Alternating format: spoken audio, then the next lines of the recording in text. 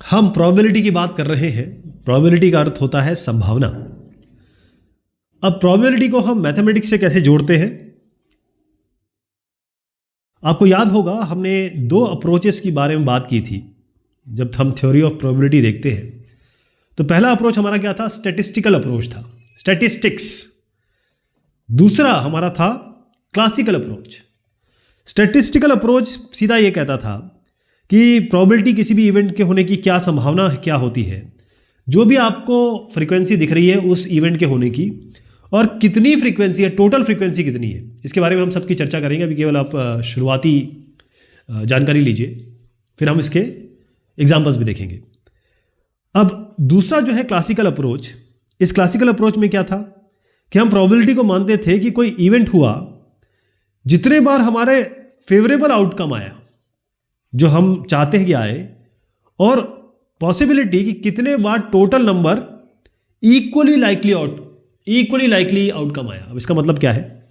ये जो equally likely outcomes है, इसको हम कहते हैं एलिमेंट्री इवेंट्स। मतलब अगर आप एक डाई फेंकेंगे तो 1 से लेकर 6 तक ये आपके एलिमेंट्री इवेंट्स हो गए, है ना। लेकिन दिक्कत ये है कि ये दोनों जो थ्योरीज हैं इसमें कुछ दिक्कतें हैं, कुछ डेफिशिएंसीज हैं। अब डेफिशिएंसीज या लिमिटेशन कह सकते हैं। अब जहां पर हमारे पास बहुत ज़्यादा आउटकम आ रहे हैं, बहुत ज़्यादा रिजल्ट आ रहे हैं, वहां पर हम इन दोनों को नहीं अप्लाई कर सकते। ओके।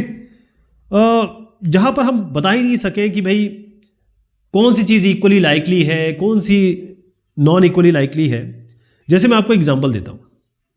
आप समझिए प्रोबेबिलिटी ऑफ रेन, बारिश होने की संभावना कितनी है। बारिश होने की संभावना कितनी है? तो दो केसेस होते हैं, बारिश होगी या बारिश नहीं होगी, यही तो हो सकता है ना। लेकिन कोई भी अगर लोकेलिटी, कोई भी एरिया आप देख ले, क्या आप रियली बता सकते हैं कि यही दो केस होंगे? क्या ये हो सकता है? अब क्लासिकल अप्रोच की बात उठा लीजिए, ये क्या जवाब नहीं दे सकता है।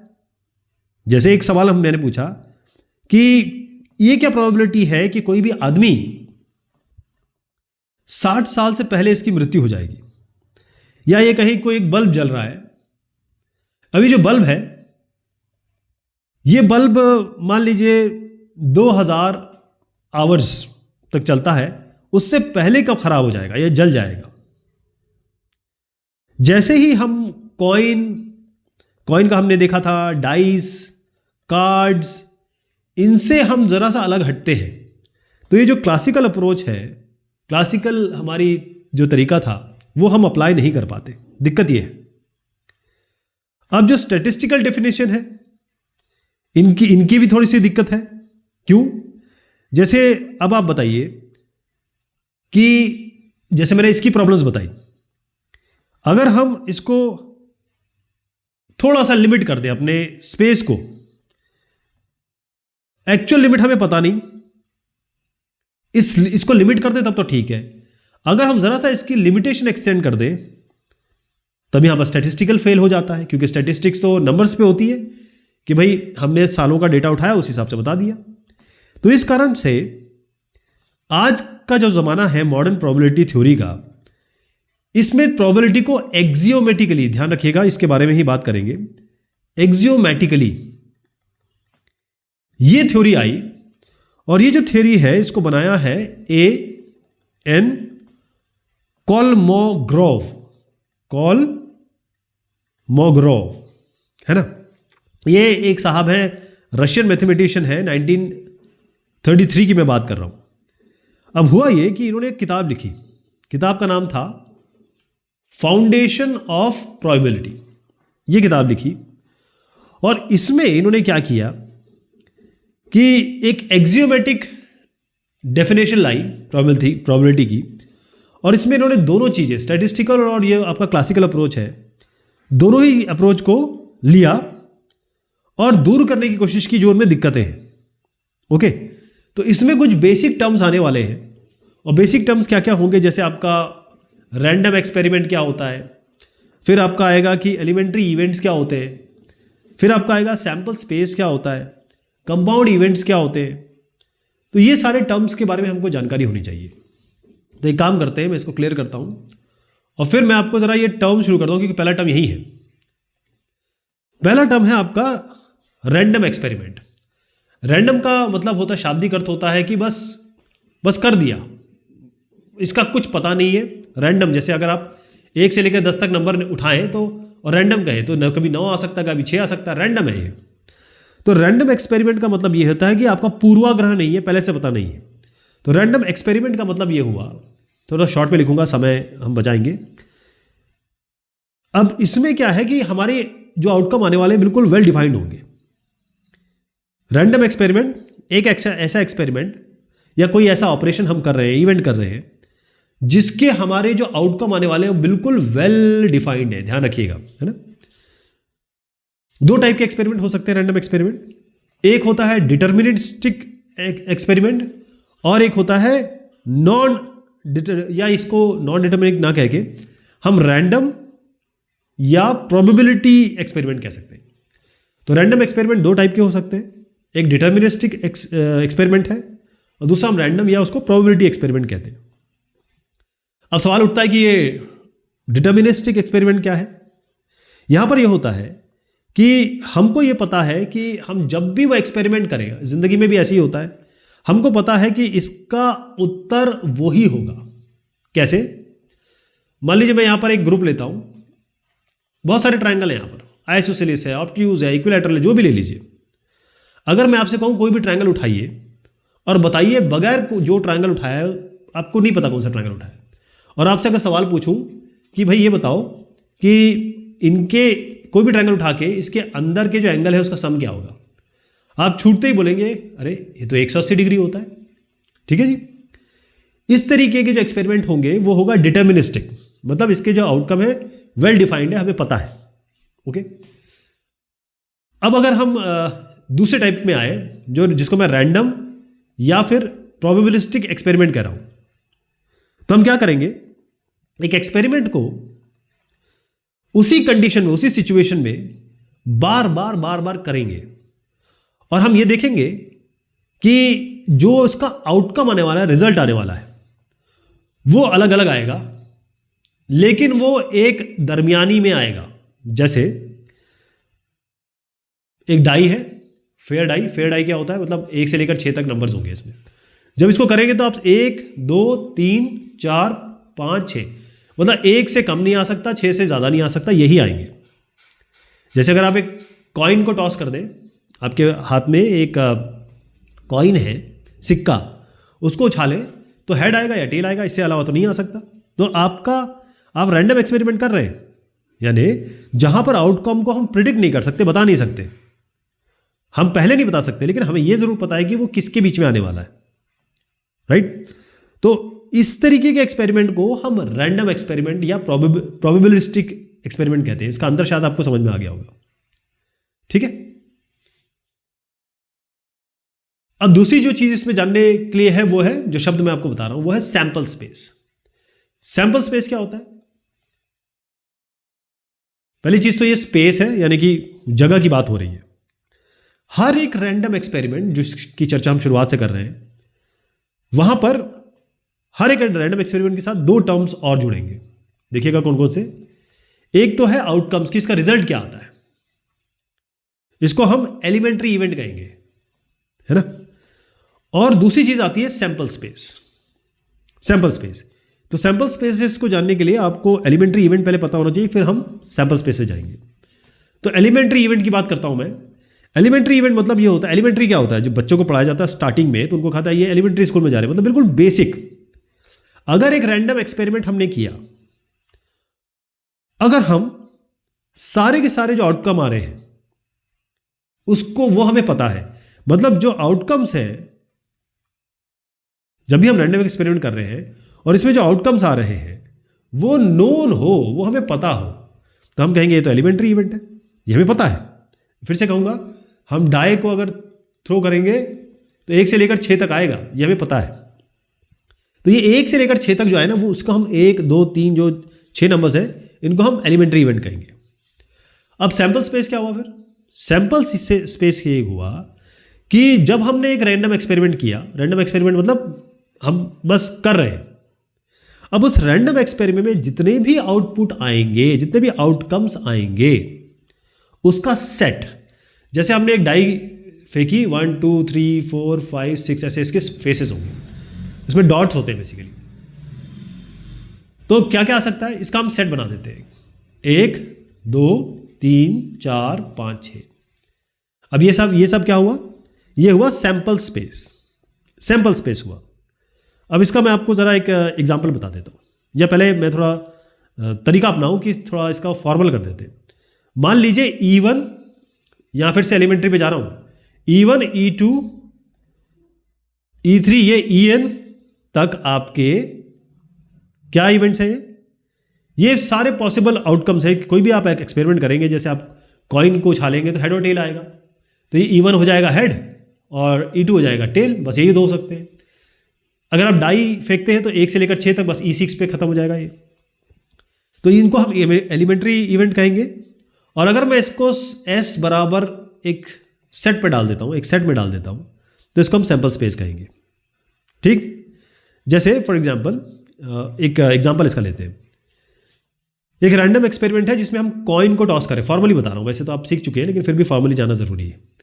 हमने एक कॉइन लिया, उसमें यहाँ हेड है, पीछे टेल है। ठीक, अब पॉसिबल आउटकम क्या हो सकते हैं, या तो हेड या टेल।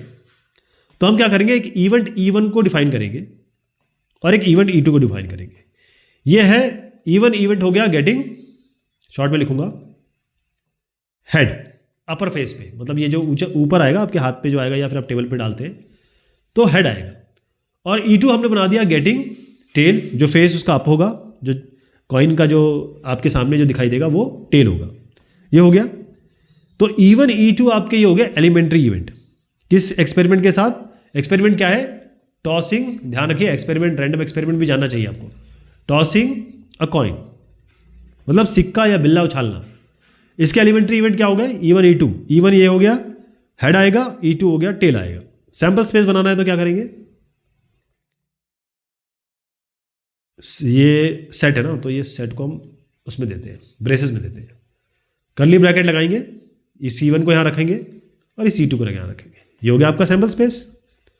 ठीक है, तो बेसिकली सैंपल स्पेस अगर हम और थोड़ा इसको वैल्यू देना चाहें तो E1 की जगह H कर दीजिए क्योंकि ये गेटिंग H है, और E2 की जगह आप टेल कर दीजिए क्योंकि गेटिंग E2 क्या है, गेटिंग टेल है। यही तो है। ओके, तो ये बात हुई आपके सैंपल स्पेस की, जिसमें हमने चर्चा की एलिमेंट्री इवेंट और इसके बारे में बात की। ठीक, अब अगली जो इसमें जो चीज़ आती है, ये जो मैंने आपको बताया वो यही है। यहाँ पर मैं जो R.D. शर्मा किताब है उसको फॉलो कर रहा हूँ, तो वो इसका कंटेंट भी मैंने दिया हुआ है ताकि अगर आप के सामने किताब है तो आप इसको रिलेट कर सकते हैं कि जो मैंने बताया और साथ चल सकते हैं। अब हम आते हैं एक इंपॉर्टेंट चीज़ पे, वो आपका क्या हुआ, इवेंट। इवेंट क्या होता है साहब, जैसे आप कहते हैं अरे यार शादी है, बर्थडे है, तो ये तो इवेंट हो गया ना, इवेंट है। तो इवेंट की अगर मैं डेफिनेशन देना चाहूं तो क्या देंगे, इवेंट का मतलब ये होता है subset of the sample space associated with a random experiment is called an event. कहने का मतलब, आप देखिए इसको समझिए। अब हमारे पास एक डाई है, बार बार डाई का एग्जाम्पल लेते हैं, थोड़ा इजी समझने में होता है। एक डाई है, डाई बोलते हैं इसको, प्रोनाउंसिएशन डाई है इसका।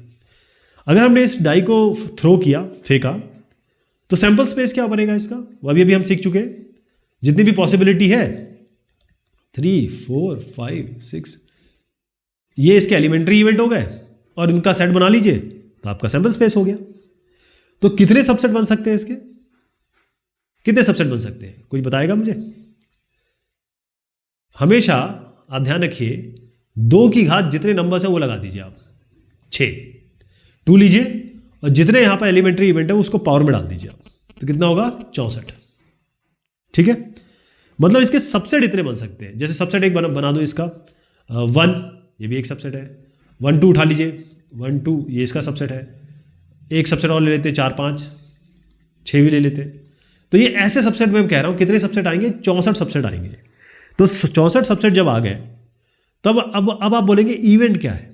तो इवेंट क्या क्या हो सकते हैं, एक इवेंट में देता हूं क्योंकि ये सेट है ना, मैंने इवेंट को क्या कहा, ये सबसेट है, तो इवेंट को हम सबसेट की तरह लिखेंगे जो सेट थ्योरी में पढ़ा है। ब्रेसेस लगाएंगे 2 4 6, इसका एक सबसेट उठा लिया मैंने, बी उठाता हूं, एक सबसेट उठाते हैं 1 3 5, एक और सबसेट उठाते हैं 3 4 5 6, एक और उठा लेते हैं। ये क्यों उठा रहा हूं मैं, क्योंकि आपको कुछ चीजें समझानी है। जो ए सेट है आप देखिए इवन नंबर्स है, तो ये क्या हुआ, ये जो सबसेट हुआ ये है गेटिंग इवन नंबर, ये सबसेट हो गया। 1 3 5 1 2 3 4 5 6 में ऑड क्या है, गेटिंग एन ऑड नंबर, ये हो गया। सी सेट क्या है, ऐसा नंबर मिले जो 2 से बड़ा हो, तो getting number which is greater than 2। Clear है। तो ये जो मैंने इवेंट्स बताए ए बी सी डी सारे इवेंट्स है। ये कौन सा इवेंट्स है, ये कुछ इवेंट नहीं है, ये बस ऐसे ही मैंने लिख दिया। तो डी का कोई जनरल डिस्क्रिप्शन नहीं है मेरे पास। ओके, तो कई ऐसे रैंडम एक्सपेरिमेंट है जिसको हम शब्दों में बयान कर सकते हैं, जैसे ये तीनों हमने कर दिए। हर एक इवेंट के लिए आप शब्दों में नहीं बयान कर सकते। इसको आपने कहा कि इवन है, बिल्कुल सही लग रहा है। ऑड 1 3 5 ऑड होता है, 3 4 5 6 2 से बड़ा है, लेकिन 1 2 6 में क्या बोलेंगे आप, कुछ नहीं बोल सकते। तो इवेंट की आपको डेफिनेशन समझ में आई। आप पूरा सेट लीजिए, एलिमेंट्री इवेंट लीजिए और एक सेट बना लीजिए, वो सैंपल स्पेस हो गया। अब जब इसमें से जब सबसेट उठाएंगे जो कि 64 पॉसिबल है, जैसे जैसे आप सबसेट बनाते चलेंगे, कईयों के आप नाम दे पाएंगे, कईयों के आप नाम नहीं दे पाएंगे, लेकिन ये ए बी सी डी सारे के सारे चारों के चारों इवेंट है। क्लियर। अच्छा, अब सवाल उठता है ऑकरेंस ऑफ एन इवेंट। कोई इवेंट हो रहा है तो ऐसा इवेंट, अब समझिएगा ऑकरेंस ऑफ इवेंट मैं यही बताऊंगा आपको। ऑकरेंस ऑफ इवेंट यानी कि कोई इवेंट हो रहा है, तो किसी भी रैंडम एक्सपेरिमेंट के साथ अगर कोई एक इवेंट ए हो रहा है, एसोसिएटेड है, ये कब होगा, जब कोई ना कोई एलिमेंट्री इवेंट इसके साथ जुड़ा होगा। मैं इसकी डेफिनेशन पढ़ता हूं। An event A associated to a random experiment, मैं इसी की बात कर रहा हूं। Occurrence of an event is said to occur if any one of the elementary event associated to it is an outcome। मतलब अगर ये एलिमेंट्री इवेंट्स आ रहे हैं, देखिए जितने भी एलिमेंट्री इवेंट दिख रहे हैं वो इसी से लाए हैं मैंने। अगर मैं यहां पर 7 कर दूं तो क्या होगा, बोलेंगे आप? चलिए मैं आपको बताता हूं, इसका भी एग्जांपल लेंगे। देखिए एक एग्जांपल आपको दूंगा, रैंडम एक्सपेरिमेंट है, फिर से हम ये डाई की बात कर रहे हैं। अगर आप बोलते हैं एक ए इवेंट है, ये अलग इवेंट है ना, इसमें आप चलिए वही वाले लेते हैं, इवन वाला ही ले लेते हैं। आप कह रहे हैं ए मेरा इवन नंबर वाला इवेंट है, तो ए को आपने 2 4 6 लिख देंगे, ये तो क्लियर है। मान लीजिए कि हमारा जो इवेंट है, या कहें कि ए क्या है, ए तो इवेंट है और ए इवेंट है कि हमको इवन नंबर चाहिए, इवन नंबर चाहिए हमें, लेकिन डाई कोई थ्रो करता है, कोई ये पासा फेंकता है, तो इसमें आ जाता है क्या, 4 ऊपर आता है। तो आप क्या कहेंगे, वाह 4 तो इसके अंदर है, यानी 4 बिलोंग्स टू ए, 4 तो इसके अंदर है, तो हम कहेंगे वाह event A awkward, event A हो गया। ठीक है। अब क्या होगा, फिर से डाई को फेंका और इस बार आ गया 3। क्या आया, यहां पर 3 ऊपर आ गया। आप बोलेंगे 3 इसके अंदर नहीं है, इसका मतलब क्योंकि 3 डज नॉट बिलोंग टू ए, 3 तो इसमें आ ही नहीं रहा है, तो आप बोलेंगे event A has not awkward, event A हुआ ही नहीं है। क्लियर हो गया। ऑकरेंस ऑफ इवेंट का मतलब क्या हुआ, राइट। अगली जो बात आती है वो इसमें आती है algebra of events, algebra of events. अब मुझे लगता है कि इसको हम चर्चा करते हैं अगली बार, क्योंकि इसमें हम बहुत सारी चीज़ लेने वाले हैं। निगेशन, टाइप ऑफ इवेंट है, कौन से म्यूचुअली एक्सक्लूसिव लेंगे, एग्जॉस्टिव लेंगे, तो उसके बारे में बात करेंगे। फेवरेबल एलिमेंट्री इवेंट्स लेंगे, तो वो हम करते हैं अगली बार। ठीक है, तब तक के लिए शुक्रिया, मेहरबानी आप सभी की।